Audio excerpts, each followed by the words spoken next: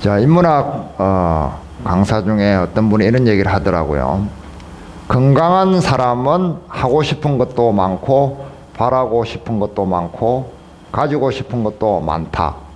좋은 신발도 가지고 싶고 좋은 옷도 가지고 싶고 또 좋은 음식도 맛집에 가서 먹고 싶고 여행도 좋은 곳에 가고 싶고 그리고 돈도 더 많이 벌고 싶고 이것저것 할 것이 많다는 거죠. 건강한 사람은.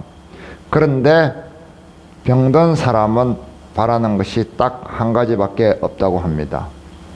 바로 건강을 되찾는 것입니다. 우리는 바라는 것이 많은 사람들처럼 늘 살아갑니다. 건강한 사람처럼 말이죠. 병든 사람처럼 고침을 받을 필요가 없다고 여기기 때문에 그렇습니다. 그러나 성경은 우리에게 선언합니다.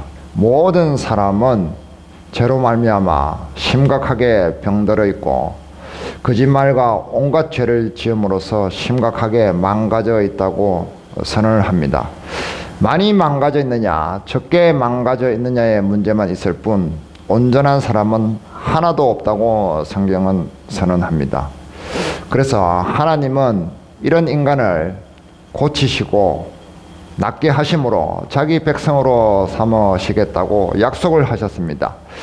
이 하나님의 약속에 반응하는 두 가지 부류의 사람들에 관한 이야기가 오늘 본문의 내용입니다. 먼저 그 두 가지 반응이 어떤 것들이 있는지 한번 우리가 살펴보겠습니다. 본문 21절 25절을 다 같이 읽습니다.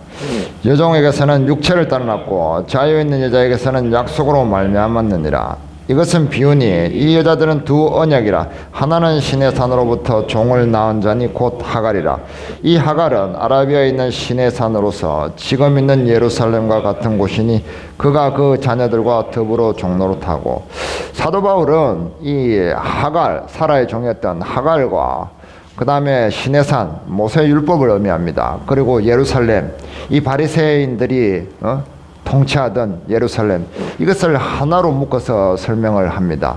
딱히 성경에는 이 세 단어를 연결시키는 그런 정황들이 여태껏 없었습니다. 그런데 바울은 그래서 이렇게 하죠. 24절에 보면 이것은 비유니, 어떤 비유라는 거죠. 비유는 이 두 가지가 있습니다. 하나는 예표, 표론적인 것. 예를 들면 이런 거죠. 예수님은 어린 양이다. 어린 양 하면은 예수. 이렇게 성경에 대체적으로 그 의미가 상통하는 그런 것들을 예표라고 하는 겁니다. 그런데 여기서 이 비유는 이 예표가 아니라 연결 없는 것들을 연결했잖아요. 이 알레고리적으로 연결을 한 겁니다. 알레고리적으로 해석을 하는 것은 영적인 해석을 이야기하는 겁니다.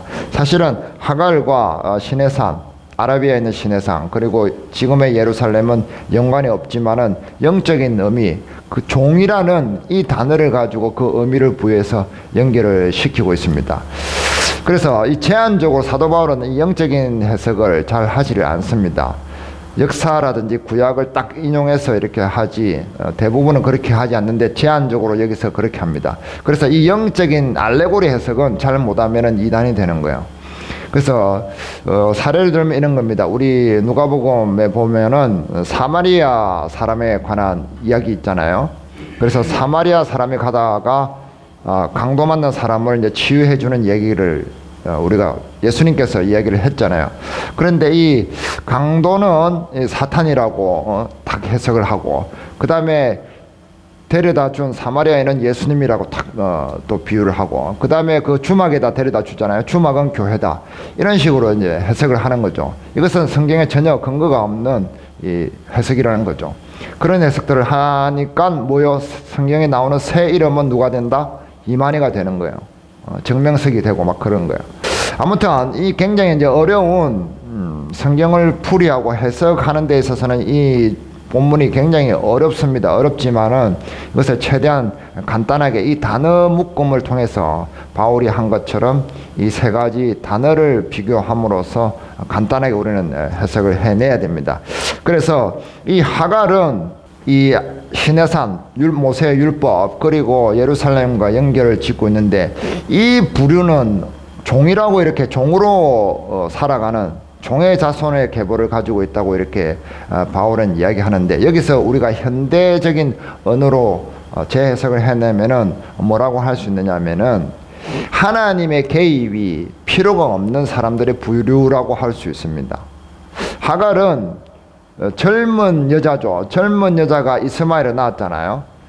그래서 젊은 여자는 애를 낳는데 하나님의 도움이 필요치 않아요. 그닥 필요하다고 느끼지 않죠. 그냥 자연적으로 자연의 원리에 의해서 얼마든지 일어날 수 있는 그런 상태였다는 거죠. 그래서 젊은 여자는 아이를 생산할 수 있는 능력이 충분하기 때문에 하나님이 고치시거나 개입하시거나 하실 필요가 없는 상태, 그런 사람의 부류를 이야기하는 겁니다. 이 신해산 모세율법도 하나님의 도움 없이, 예수 그리스도의 고침 없이 사람이 스스로 자기의 노력으로 뭔가 어렵게 될 수 있다라는 거잖아요. 이런 사람들은 하나님을 자기 심령 깊숙이 마음속 깊은 곳에 모시려고 하지 않는다는 거죠. 그리고 이 지금 있는 예루살렘, 바울이 있는 시대의 예루살렘을 이야기합니다. 예수님이 계셨던 그 예루살렘, 바리새인들, 사두개인들, 이런 종교 집단들이 통치했던 인간적인 원리로 자기들만의 통치법으로 다스렸던 그 예루살렘을 이야기합니다. 그래서 하나님의 성령의 법이 필요치 않았던 그런 사람들의 상태를 이야기하는 거죠. 그래서 이 사람들은 종의 개념으로 해서 하나님이 필요하지 않은 사람들의 부류다라고 우리가 말할 수가 있습니다. 그러면은 그 반대가 또 있겠죠. 26절, 27절, 28절을 또 같이 읽어봅니다.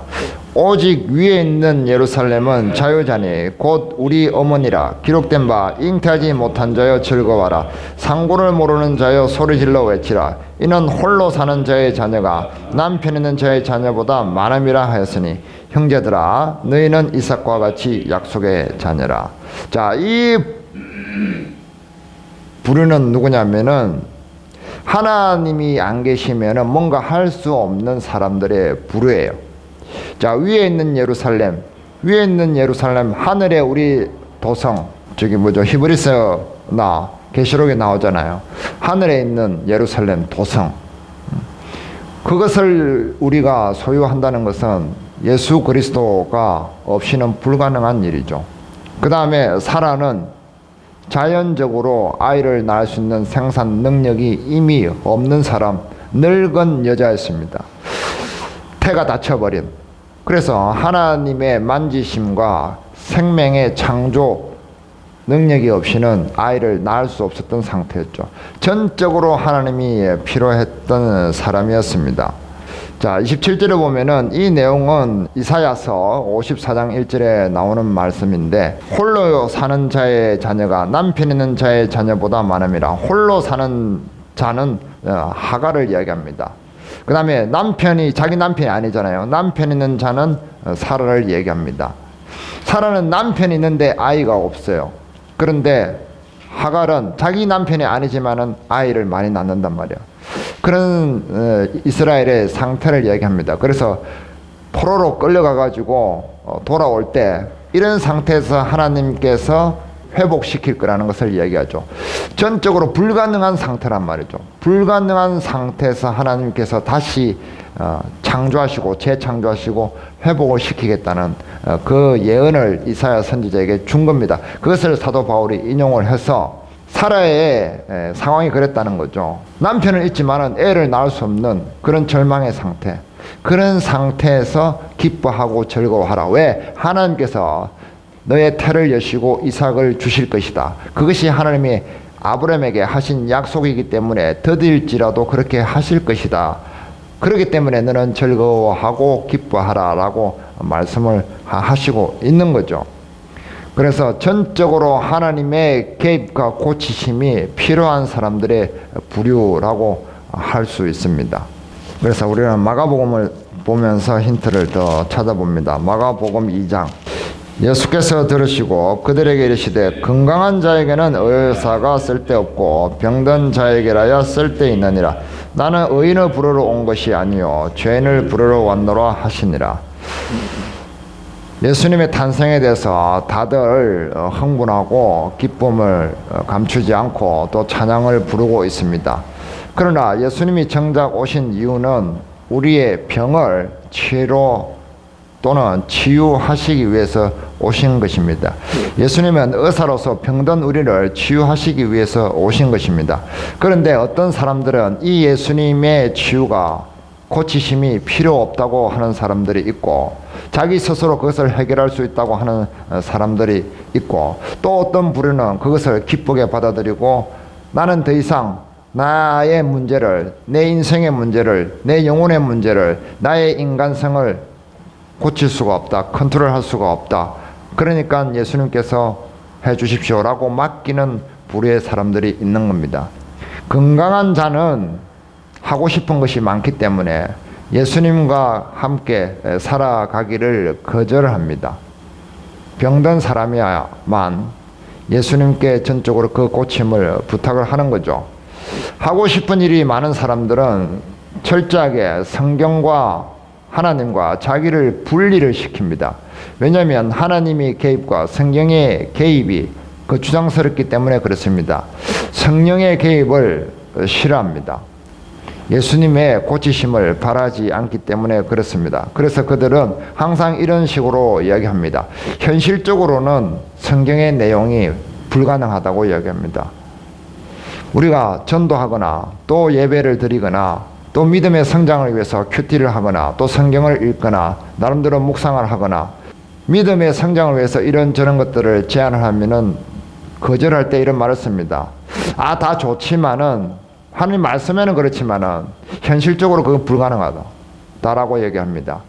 현실적으로는 그것이 안 된다는 말을 남발을 합니다. 그리고 어떤 사람과의 관계가 틀어져서 깨지거나 했을 때 이렇게 하면은 예수님께서는 이렇게 사람을 고치십니다 제안을 하면은 그것도 거절합니다. 성경에는 그래도 현실적으로는 그것이 불가능하다고, 그게 안 통한다고 이렇게 얘기합니다. 자기의 어떤 삶의 방식을 딱 세팅을 해놓고 정해놓고 그것을 좀 바꾸자고 얘기하면은 현실적으로 안 된다고 얘기합니다. 출애굽기를 볼 때 반석에서 물이 나오는 것을 인정을 하지만은 그것은 출애굽기를 읽을 때만 그렇습니다. 현실에서는 바위를 두드리면은 내 손만 아프다고 이야기합니다. 성경에서는 매일매일 하나님께서 만나를 내려서 일용할 양식을 매일매일 먹였다는 것을 이해하지만 내 삶의 현장에서는 하나님이 나를 매일매일 먹인다는 것을 현실적으로 불가능하다고 이야기합니다. 그렇게 하면 굶어 죽는다고 얘기합니다. 그래서 주님 오실 때까지는 내 먹을 것은 내가 챙겨야 된다고 이야기를 하는 거죠.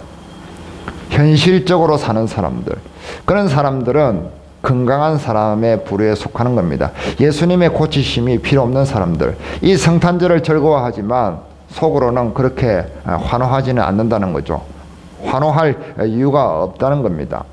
그러나 예수님이 필요한 사람들은 내가 아프다고 고백하는 사람입니다.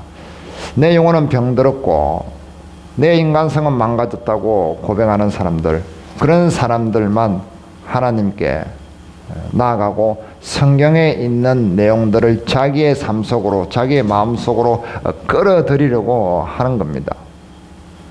그래서 예수님께서 말씀하신 겁니다. 건강한 자에게는 의원이 쓸데없고 병든 자에게라야 쓸데있느니라.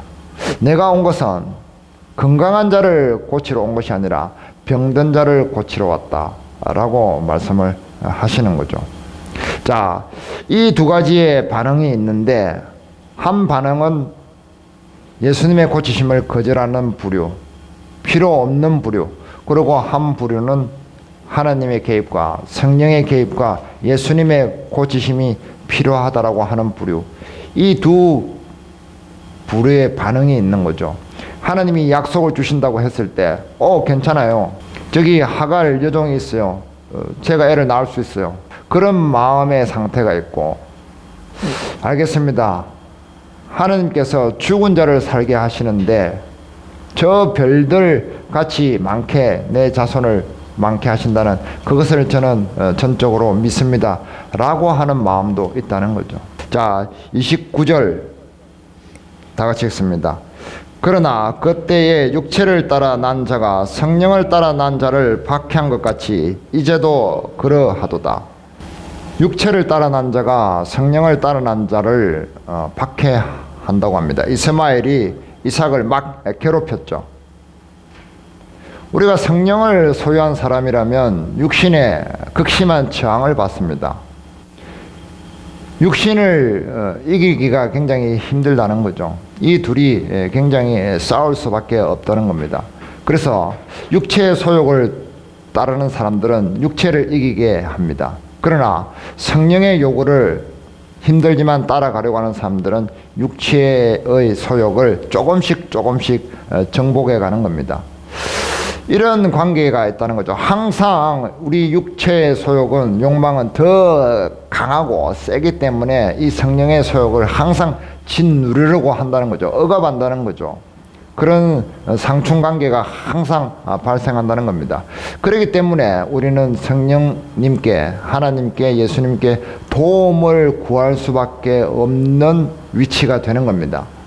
내 스스로 이 육신의 소욕을 다 이겨버리는 사람이라면 그는 온전한 사람입니다. 그러나 우리는 온전하지 않기 때문에 아직 여전히 치유받아야 할 것이 많기 때문에 항상 육신의 억압을 받고 있고, 그런 억압을 우리가 조금씩 견뎌나가기 위해서 하나님과 예수님의 성령의 도우심을 간절히 바라고 원해야 된다는 겁니다.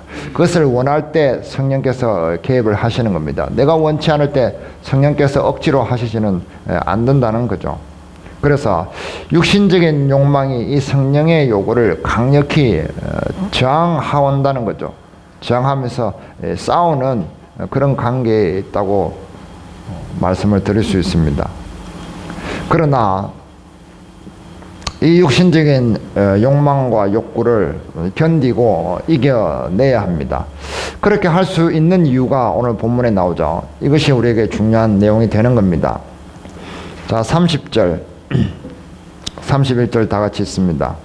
그러나 성경이 무엇을 말하느냐? 여종과 그 아들을 내쫓으라. 여종의 아들이 자유 있는 여자의 아들과 더불어 유업을 얻지 못하리라 하였느니라. 그런즉 형제들아, 우리는 여종의 자녀가 아니요 자유 있는 여자의 자녀니라. 자, 성경이 무엇을 말하느냐? 여종과 그 아들을 내쫓으라. 자, 사라가 이삭을 괴롭힌다고 아브라함에게 일러주니까 아브라함이 그러면은 이스마엘을 내쫓아라 라고 했다는 거죠. 그래서 이것을 고지고대로 해석을 해서 갈라디아 이 교회에 그 유대 율법을 중시하는 사람들 교회 안에 있었잖아요. 그 사람들 다 몰아내라 이렇게 직접적으로 해석을 해버리는 사람들도 있는데 그것은 아닙니다. 그것을 말하는 것은 아니죠. 하나님의 심판이 있다는 거죠. 하나님의 심판이 있기 때문에 그것을 기다리고 우리가 견뎌야 된다는 거죠. 육신적으로 저 사람들 이 사람들 같이 놀지 말고 몰아내고 뭐 따로 놀아 분리해 이런 것을 얘기하는 것이 아닙니다. 물론 우리가 죄와는 분리를 해야 되겠지만은 이런 육신에 우리가 소욕이 있다고 해서 내 몸을 쪼개버릴 수는 없잖아요. 궁극적으로는 내 육신의 소욕을 이야기하는 겁니다. 내 육신의 소욕을 어떻게 해야 돼요? 성령의 요구로, 성령의 도우심으로 조금씩 정복해 나가는 거죠. 우리는 한 번에 뭔가 단번에 왕창 화끈하게 해버릴 수 있는 그런 능력의 소유자가 아닙니다. 우리는 조금씩 성령의 도우심으로, 예수님의 고치심으로 치유받음으로써 조금씩 그것을 견디고 나가다 보면은 어느 순간에 역전이 되는 순간이 온다는 거죠. 자, 그래서 우리가 하나님의 심판을 기다릴 수 있기 때문에 그 약속을 믿고 우리가 견딜 수 있고, 또 하나는 뭐냐면은 유업을 얻을 것이기 때문에 그래요. 하나님의 상속을 얻을 것이기 때문에 그렇다는 거죠. 이 세상에서 건강한 자로 세상의 종으로 살아가봐야 끝내는 죽음으로, 고통으로 끝나는 거예요. 더 이상은 없는 겁니다. 소망이 없는 거죠. 결국에는 썩어지는 것으로 끝이 나고 그 영혼은 멸망으로 끝이 날 수밖에 없는 겁니다. 그러나 하나님의 그런 나라를 유업으로 받는 사람은 이 세상에 있으나 하나님의 나라에 있으나 똑같다는 거죠. 상속자와 아들이라는 그 위치를 그대로, 그 신분을 그대로 가지고 있기 때문에 그것을 견딜 수 있다는 말입니다. 내가 주는 평안은 세상이 주는 것과 같지 않다라고 예수님께서 말씀하셨습니다. 그 평안 속에서 우리가 세상에 건강할 때 막 가지고 싶은 수많은 것들, 그런 것에서 우리가 자유하게 되는 겁니다. 이 세상의 수많은 논리와 지식에서 우리가 자유하게 되고, 이 세상의 수많은 억압과 고통과 불평등에서 우리가 자유할 수 있다는 겁니다. 세상이 지금, 우리나라가 지금 요동을 치고 있잖아요. 그런 것에 우리는 떠내려가지 않을 수 있는 사람이 되는 겁니다. 우리는 그 물결 위에서 유유하게 날아갈 수 있는 사람이 될 수 있고 자유자가 될 수 있다는 겁니다. 자, 그런데 더 중요한 것은 하나님께서 말씀하시는 이 유업은 무엇이냐면, 아브라함에게 줬던 이 유업은 어떤 속성을 가지고 있느냐면은 일시적이고 단편적인 것이 아니라는 거예요. 영원성을 가지고 있다는 것이 중요한 겁니다. 영원한 언약이라고 했습니다. 할례를 줄 때 그 말씀을 꼭 넣으시잖아요. 그래서 하나님의 유업은 영원한 것입니다. 우리는 일시적으로 마음의 자유를 누리고 평강을 누렸다가 또 좀 있으면 평강이 사라져버리고 불안하고 불만이고 불평이고 이런 것이 아니라 계속해서 나에게 평안이 오고 또 오고 또 힘들어도 또 오고 자꾸 지속적으로 오는 것을 이야기합니다. 그래서 영원까지 간다는 거죠. 하나님의 유업은 그렇게 우리에게 다가오는 것입니다. 우리가 여기에 있던, 좀 더 미래에 있던 하늘나라에 가 있던 그것은 영원하다는 거죠. 하나님의 상속을 받는 것은, 하나님의 천국의 소망을 우리가 누리는 것은 계속해서 지속성을 가지고 있다는 것이 중요한 겁니다. 그것에 우리가 창념할 때 자유로울 수가 있는 거예요. 물질에서나 어떤 세상의 여러 가지 법칙에서. 그래서 우리가 육신적인 욕구를 견딜 수 있는 이유는 뭐냐면은 하나님의 심판이 있고 그 다음에 영원한 유업을 가질 수 있는 사람이기 때문에 그렇습니다. 그리고 또 한 가지 더, 영원한 자유를 그 안에서 누릴 수 있기 때문에 그렇습니다. 아들이기 때문에 그렇습니다. 자, 하나님께서는 약속을 주셨습니다. 우리를 자기 백성 삼아서 천국에 데려가신다고, 자기의 통치 아래 두신다고 약속을 하셨습니다. 그 약속을 믿는 두 부류의 사람이 있었다고 했죠. 두 반응이 있었다고 했습니다. 어떤 사람은 이런 믿음을 가지고 있고 어떤 사람은 이런 믿음으로 반응을 한다고 했습니다. 그러나 성경에서 말하는 결국 우리 믿음의 실체는 무엇이냐면 죽어서 천국 들어가는 것이 아닙니다. 우리가 왜 믿어요? 나는 천국 들어가려고요. 틀렸다는 거죠. 100% 틀린 것은 아니지만 거의 대부분 후한 점수를 줄 수 없는 그런 답이라는 거죠. 우리 믿음은 천국 들어가기 위해서 가지고 있는 것이 아닙니다. 또는 천국 들어가는 사람이기 때문에 이렇게 살아야 된다, 저렇게 살아야 된다 하는 것도 좋은 말은 아닙니다. 우리 믿음의 실체는 무엇이냐면 네가 누구냐, 내가 누구냐의 문제입니다. 예수님께서 내가 누구냐라고 제자들에게 물어봤던 것처럼 우리도 똑같습니다. 내가 누구지? 한 사람은 나는 건강한 사람이야. 그래서 나는 내 스스로 모든 것을 컨트롤할 수 있는 그런 힘을 가지고 있어서 예수님이 필요하지 않고 나 스스로 내 삶을 개척하고 나에게 어떤 문제가 있다면 그 문제도 내 스스로 해결할 수 있는 사람이야 라고 하는 사람이 있고, 또 어떤 사람은 나는 병든 사람입니다. 나는 심각하게 망가져 있는 사람입니다.